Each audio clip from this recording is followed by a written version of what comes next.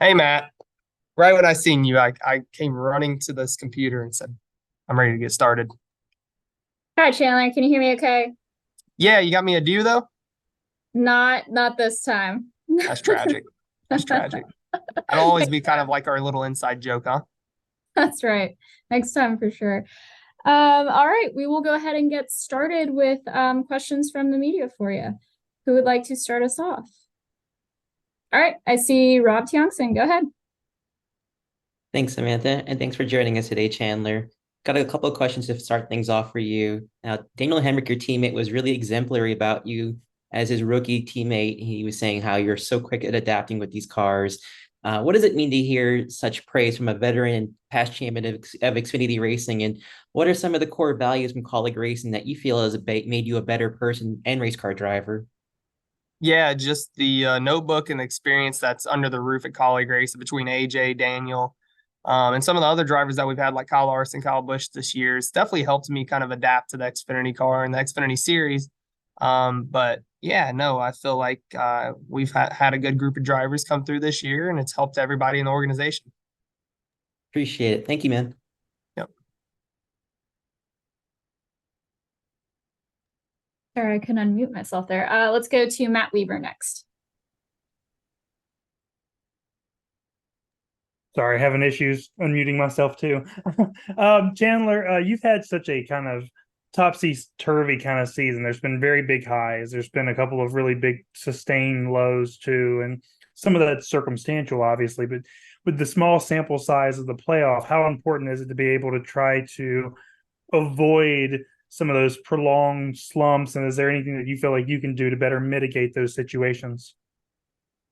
Yeah, no, I think you just kind of put that behind you, and it's a reset, right? The playoffs is a reset. Everybody resets. You go to what you had in the playoff points after the bonuses and whatnot, and it's a clean slate. I went from being like, I don't know, 150 points behind, 200 points behind Austin Hill to now we're I think John Hunter's in the lead by like what 40 or something. I don't know, but it's a clean slate. So it's a clean slate for everybody, our group, our team, and we're going to regroup and give this good playoff run. Try to give it our best. And you obviously have you have playoff experience in the Truck Series, so you know what the score is and how to kind of navigate these rounds. Is it something you now feel comfortable doing, the kind of pressure cooker of the next several weeks?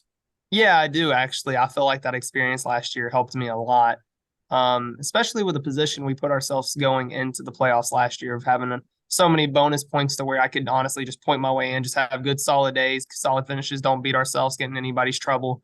You can point yourself in, and that's honestly what we did. We didn't win any of the races in the playoffs, I don't think. Um, so yeah, and we made Phoenix this year. I feel like it's helped me going in. I feel like, this first round we could point our way into the next round, but next round we're either gonna have to win or somebody's gonna have a failure or something's gonna have to happen for us to make it to Phoenix. So with that being said, just being able to know and identify kind of the situation at hand, I feel like is good. And I wouldn't be able to do that without that experience last year. Thank you. We will go next to Mitchell Brewer. Go ahead, Mitchell. Chandler, with this being your first full year in Xfinity, I was just curious, what are some of the big things that you've learned in this first full season? Hmm. Man, I don't know. I've just grown a lot as a driver. I feel like just getting more experience on the racetracks, another vehicle. Colleague racing gave me an opportunity of being able to dip my toes in a cup car a few times. So that's been cool. And that experience has been good. So I think I've just grown as a race car driver and definitely as an individual. I feel like, having my wife and son and now another one on the way, and trying to navigate being a father, husband, and also be professionally at the best that I can on the racetrack for my partners and everything. I've had to learn how to do that. So I feel like I'm just growing as an individual and keep on with that process. Thank you. All right, next we will go to Chris Knight. Go ahead, Chris. Hey, Chandler, thanks for your time today. I was just curious of what your biggest strength was as a driver going into the playoffs. Biggest strength is probably, I feel like the tracks that are in the playoffs and the way they are in the rounds are beneficial to how our team is going to strive at.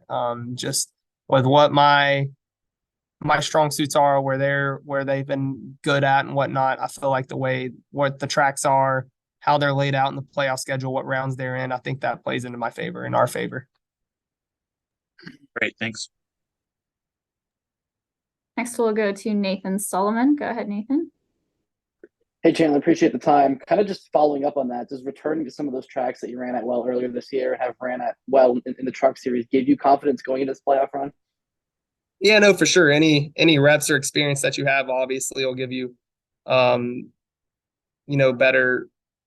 mojo, whatever you want to say, going into the round of whatever it may be. Just being able to have experience going in is better than going in with none at all. I remember 2 years ago, my first ever time getting into the playoffs in the truck series, I was completely blindsided at kind of my approach at how I needed to race, to be honest with you. I barely even made it into the playoffs. So that was a huge learning curve and whatnot. And I almost made it into the round of 4 that year. And I told myself, next year, which was last year, I'm going to make it to the round of 4. And we did. We made it to Phoenix and had a shot at it. And that's all I want this year is a shot at the Xfinity title.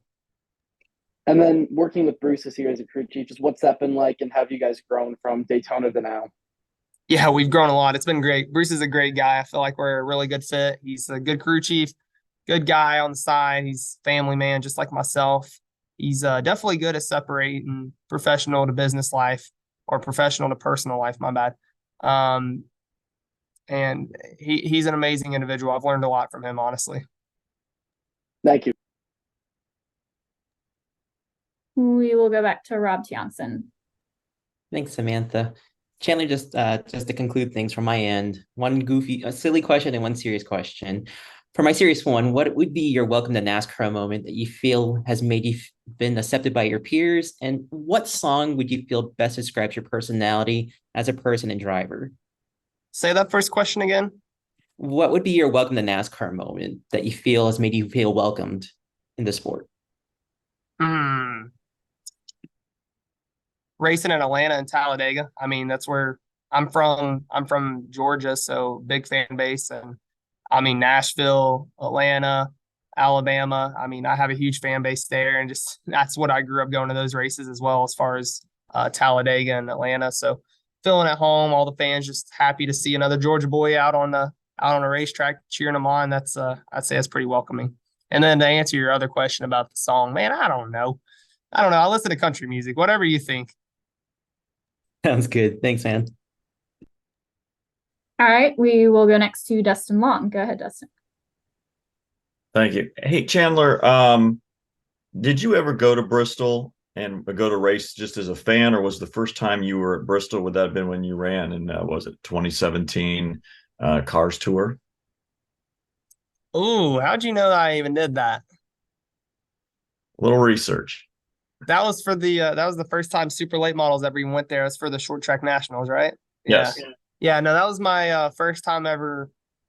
That was my first time ever going there, being there, anything. And I remember first time I went out and practiced, ran like 5 laps, and I got out and I literally sat down on the ground. I was like, I can't get up. Like, I can't get up. It feels like there's 200-pound dumbbells on my shoulders right now. And keep in mind, I'm like 12 or 13 years old, a super late model, just hauling it like you're barely lifting around Bristol. And I get out, I'm like, man, I cannot move right now. This is ridiculous. So adapting to those G forces, because I don't think I ever went to anywhere that was even relatively close to those G forces, because I don't think I went to Winchester at that time yet. And that place is pretty equivalent to Bristol, in my opinion. But yeah, that was my first ever time was going back then. So what was it like to walk into that place and see it inside and be in the infield, know that's what you were going to drive on? I'm sure obviously you'd watched the races and knew the history there to some degree. What was it like to be a teenager and walk in and see that place? It was really cool. I think I was more excited on the fact that we were racing a super late model at Bristol. Like, that's cool. That's really cool. I watched a bunch of races growing up, cup cars, nationwide, whatever you want to call them, and trucks. But I was like, man, once I started racing supers, I was like, that'd be great if we could race there. That'd be so cool. You'd be hauling butt there. Like, that'd be so cool. And to finally see that we could do that, I was like, oh, we got to go. Like, this is great. This is so cool. Let's go do it. I actually won my heat race there. And I think I finished like second or third in the feature or something. Bubba ended up beating me. I led the whole thing. Then when I got to lap traffic, I didn't know anything about aero at all, aerodynamics, and I was stuck behind lap cars. I was just following him and just getting super tight, and he ran me down from like a straightaway because I was just stuck behind him, didn't know how to navigate that. And looking back, I was like, man, I would just knew a little bit, I probably would have won that race. But yeah, it's a funny little story. But no, it was I was more excited on the fact that I was able to just race there in a super late model because I was a big um supporter of super late models going to Bristol, and I still am. I don't even know that they race there anymore. They should though. They definitely should.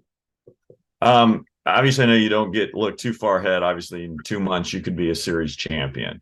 The idea of being a champion at this level, when you think about how you got started racing and just those early days and all those driving to the tracks and those experiences, what are some of the experiences or things that kind of come to mind about your early days of racing that remain special and remain something that when you think back to the past that you think about not just the wins but just the experiences, maybe the parts of the experiences that fans don't see at the racetrack when they're watching you? Yeah, the journey of getting here has been crazy. From starting racing when I was 4 years old, just me and my dad, my mom, grandma, a man named Troy Smith, starting out on go-karts on dirt. I got into a pretty nasty wreck at that point, and they moved me out. My dad got me out of that and went to quarter midgets, and we traveled all over the East Coast racing USAC, and I think it's called QMA or something like that was the series or something. But I raced that all the time. I won some championships, some big national events in that deal. But growing up, being able to do that with my dad um, was big because I lived with my mom growing up all the way till I was about 17. I actually moved out when I was 17 years old, and that's when I moved up here to North Carolina, that is. Um, so I lived with my mom. I was with her all the time, and I have divorced parents. So the only time I really got time to spend time with my dad was on the road racing, and that's kind of what formed our bond. And he was the backbone of my racing for the longest time, and I'm forever grateful and everything and all the sacrifices that he had to make for me. From all the long hours working on my stuff, figuring out deals, trying to make sure finances are there, getting good people behind me to make sure it's not a lack of equipment, doing it right. He never half-assed it. He never did. He's never half-assed anything to that matter. So I'm really, really grateful for what he done. And even my mom and everybody else that's been on the journey with me, my wife now, when we first met, when I was 16, she was 15. She was singing. She's a really good singer. Not many people know this about her, but she can really sing. Like she could have went somewhere she could have been a singer easily. And she chose to give that up to kind of to be with me and to pursue what I already had established in racing. She gave all that up for us, and I felt like that's a big sacrifice that she had to take for herself, for our future together. So all the sacrifices, racing is, and I've heard this from many people, is about sacrifices. It doesn't matter who it's from, what it is. Racing is a lot. There's a lot of sacrifices that come with that, especially yeah, it's a lot to reflect on for sure. And I don't think I've heard that story before about that accident at the early age that moved you out of those cars early on. What happened and what kind of led to that? And did that obviously that didn't hurt your passion for racing, but can you just tell me a little bit about that story, please? Yeah, so I was racing a dirt go-kart. Don't remember what the division was or whatever, but I was at a little racetrack in Chatsworth, Georgia called Dogwood Speedway. That's where I grew up, started racing at, was over there. And I think I was second or third, and somebody wrecked in front of me, blocked the whole track. I ended up going into them. I spun out, and then somebody hit me hard enough to where I believe I got slung out of the go-kart. So go-karts don't have seatbelts or anything like that. And I'm only 4 years old at this time. And now having a kid, I completely understand why they took me out of that. It slung me out of the go-kart, and I didn't get hurt or anything, but it scared. My grandma was there, which I call her my nana. She was cussing up a storm, told my dad there ain't no way in hell he's going to race anymore. I just seen my 4-year-old grandson get thrown out of the vehicle. No, and you got to figure it out. He's got to have seatbelts somehow. So yeah, it was a pretty nasty little accident. I was fine, but I could definitely see why they were scared for sure. I couldn't imagine my son getting thrown out of a vehicle. Thank you for sharing. I appreciate it. Yeah. Do we have any final questions for Chandler? All right, Chandler, thanks so much, and good luck in the playoffs. Yep. Thank you, guys.